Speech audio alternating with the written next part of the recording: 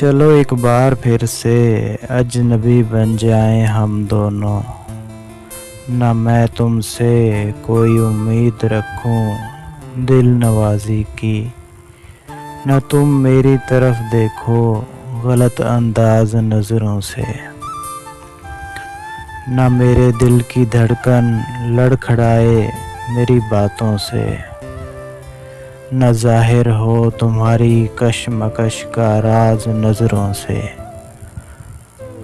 तुम्हें भी कोई उलझन रोकती है पेश कदमी से, मुझे भी लोग कहते हैं कि ये जलवे पर आए हैं। मेरे हमराह भी रुसवाइयाँ हैं मेरे माजी की, तुम्हारे साथ भी गुजरी हुई रातों के साए हैं। तारुफ रोग हो जाए तो उसका भूलना बेहतर, तारुफ रोग हो जाए तो उसका भूलना बेहतर। ताल्लुक बोझ बन जाए तो उसका तोड़ना अच्छा।